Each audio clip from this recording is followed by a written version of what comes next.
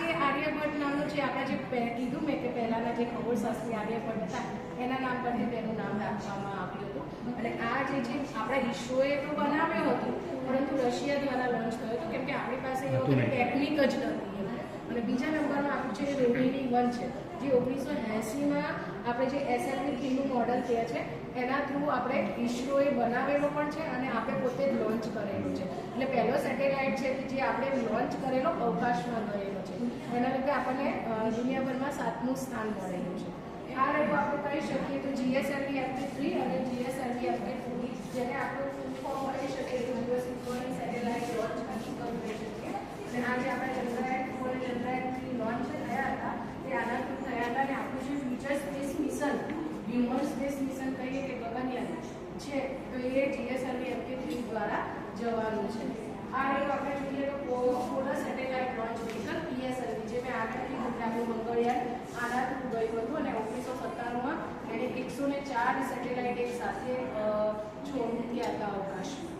આ જે છે આપણું SLV-3, જે પહેલો સેટેલાઇટ આપણો લોન્ચ થયો હતો ઈસરો દ્વારા, તે SLV-3 દ્વારા થયો હતો રોહિણી 1.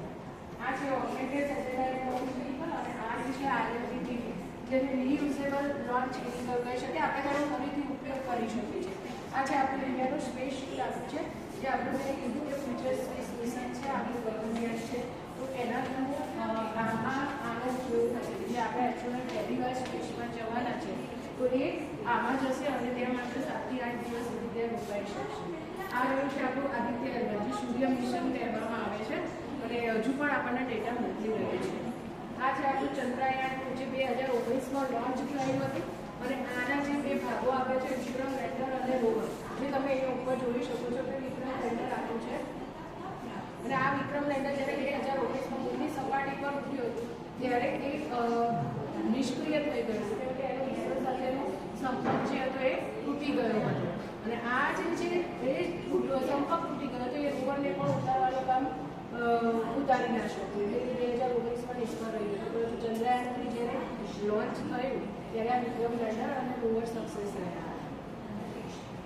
આ જે છે આપણું IRNS છે, જે નેવિગેશન માટે યુઝ થાય છે.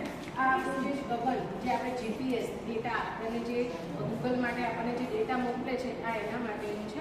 આ ચંદ્રયાન-1 છે, જે આપણે પાણીના નમૂનાઓ મૂનની સપાટી પર શોધ્યા હતા ચંદ્રયાન-1 દ્વારા. અને આ છે આપણું મંગળયાન-1, જે આપણે આગળ જોયું તે છે.